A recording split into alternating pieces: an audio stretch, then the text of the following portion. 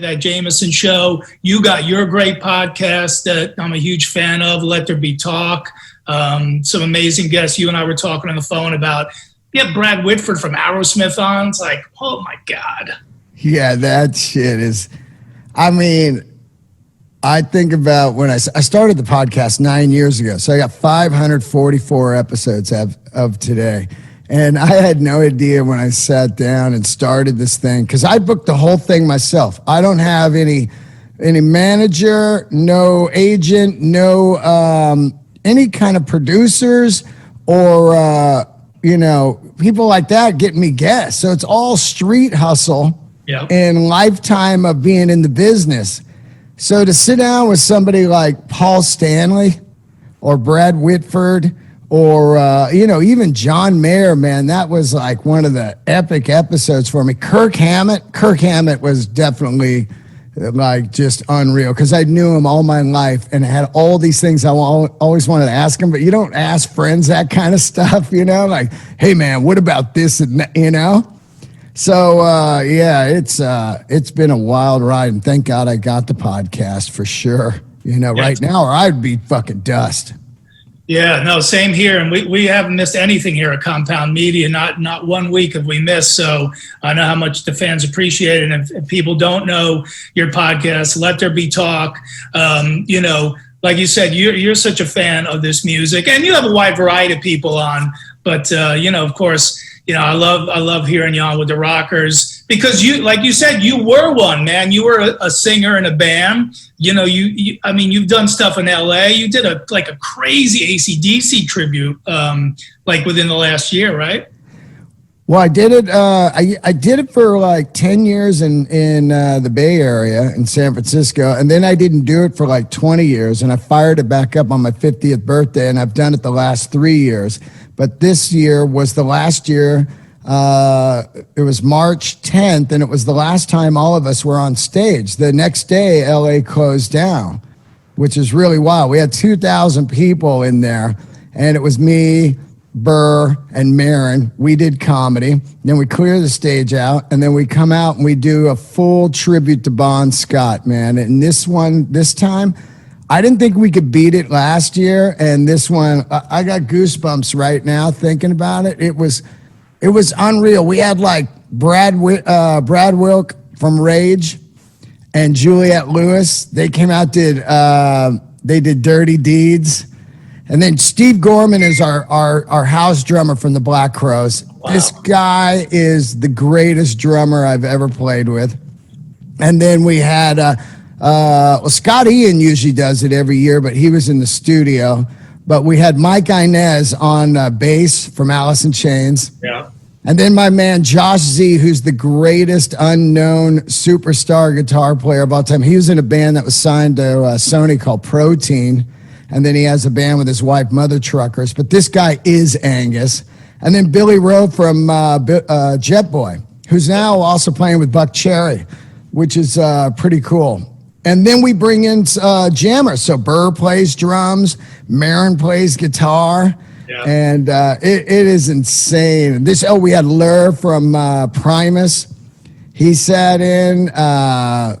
Who else played? God, I'm so dumb right now because it was big. I remember. I remember seeing on Blabbermouth and everything. I'm like, man, he called out the big guns, man. And it was, And I know how much you love AC/DC.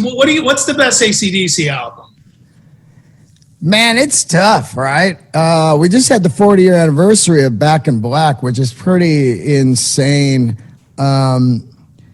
For me, for years, the first one that really got me going was If You Want Blood, because it really showcases this band, how insane they are live. But I would say still for me, Highway to Hell. I mean, Power Age, it's tough, and then Let There Be Rock for years was it. But a couple years ago, we did the entire Highway to Hell record. And when you sit down and listen to how crafted those tunes were, it's such a different band from the records before that. It was like, wow, they really fucking grew, man. And they brought in Mutt Lange, too. Yeah, and Mutt Lange was the killer on that, And the songwriting is just insane on that, man. Beating Around the Bush, Shot Down in Flames, If You Want Blood. If You Want Blood is such a great song. And then Night Prowler is probably the greatest AC/DC song ever, man. Wow. I mean, it's such a different thing.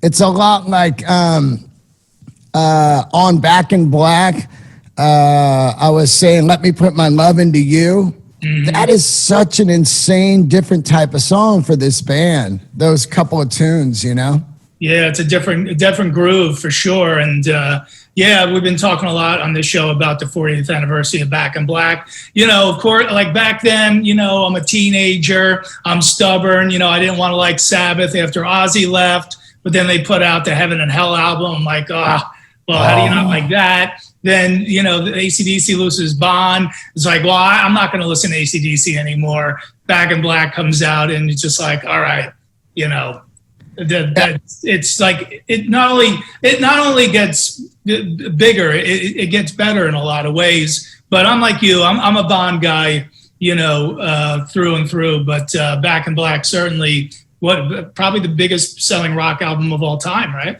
It is the biggest. It's the second biggest record of all time behind Thriller. So to think about a band that lost their singer, put out a record that's in a genre that's not even that popular at that time. 1980, rock is cool amongst dirt bags like us around the locker. Hey, dude, you going to see this band tonight? But it wasn't like full blown everywhere.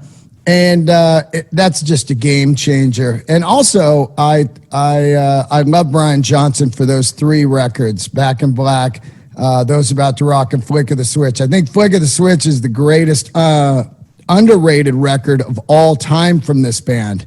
And if you put that on right now and you slept on it before, you've got a new AC/DC record right now that'll knock you out. Not a dull moment on that record. I agree 100%, man. Yeah. I love the cover too, man. I love the album cover. See, I think the cover's what hurt it because it's like a hand sketch. It looks like when you used to draw the album covers on your book covers when you're in high school. And for anybody under 40 and you don't understand what book covers are or even books, Google it and you'll figure it out. But I think, it looked like AC/DC was like downsizing, like they just got like their nephew to draw it. But that's what I like about it too, with the simplicity.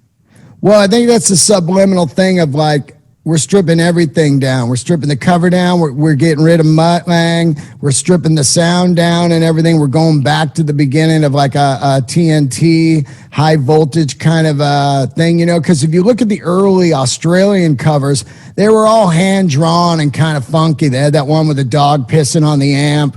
Yep. They had that cool one of them shooting pool. That cover is really radical for Dirty Deeds. Yeah. And then that one, there was the hand-drawn even Highway to Hell one for the Australian cover, which is really weird. It's a fretboard with fire and shit.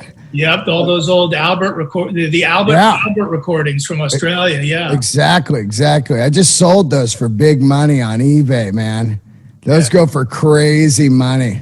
Yeah, they're hard to find, but I've got most of them, I think. So you would take your Desert Island disc for AC/DC would be Highway to Hell. I would take Power Age. That would be mine. What about because we always ask this about bands, like what's the one album you take on a desert island? But what about comedy album? Is there a comedy album you could listen to the rest of your life? Yeah, definitely.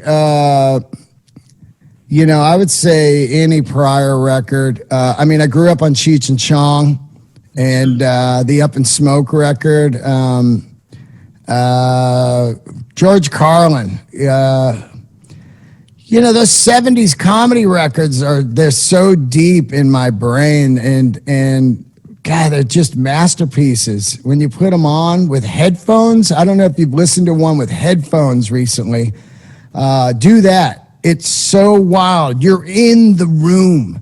And that Pryor at Long Beach, I got to do that room with Burr. Burr headlined in there. And we recently, a couple years ago, did the exact room that he shot the Long Beach, the red suit one. Yeah. And it has not been changed. There has not even been paint done to the place. So when you go in, you're like, whoa, we're in the Pryor special right now. The one where he's telling the people to sit down and stuff. Yeah. And that particular record would probably be my favorite comedy record of all time. But I could also listen to the Norm Macdonald's stand-up, the Live at the Fillmore, from about 6 years ago. I think he's one of the greatest of all time, and people don't talk about him enough. I agree, man. He is a unique character, and just that delivery is just brilliant. His timing and all that. I mean, it's tough. I would say, Carlin Occupation Fool, I think was my first comedy album ever. Yeah. That Pryor concert. That's one when you're a comic, like you listen to it and you laugh and you cry, because you laugh because it's brilliant, but you cry because you're like, I'll never be that good. No, if I'm around for 200 years, I'll never be that good. Yeah. Well, I think Dice always makes me laugh, no matter what, like in any situation. So I'd have to bring a Dice album, I think, but it's close. Yeah. It's interesting when you dive down the Pryor rabbit hole, because you're looking at a master, the greatest comedian of all time. And then you read about stuff about his specials and you go, well, oh, wow. So this guy, even that deep in his career, that particular Long Beach night, he bombed the first set. So he goes backstage and he's freaking out. And that's why he walks on. He goes, I'm going now. And they're like, wait, the audience isn't even set yet. For the second show, he goes, I don't care. I'm going now. And you're like, what the fuck? Also, when he did Live on Sunset Strip, he shot it the first night, forgot all the material. So they had to come back the next night. He was on stage, couldn't remember any of the material. And people were like, I read that like Jesse Jackson was in the crowd and shit. And they're like, what is going on with this guy? He didn't know any of the shit. So that kind of stuff blows my mind, like even at that level, man, your cage is rattled all the time. Hey, that's why we always stay humble and hungry, man. There's always that one audience waiting to knock you down a few pegs. So, and I always feel those come at the right time too. I think when you get a super bomb, it's the universe saying, hey man, you've been kind of part-time in this lately. You need to go sit down in the corner for a minute and figure it out. I truly believe that, man. I'm with you 100%. And you've been doing something the last bunch of years that I've been doing, which is going out and opening for bands. Give us a quick story about like being out with Alice in Chains.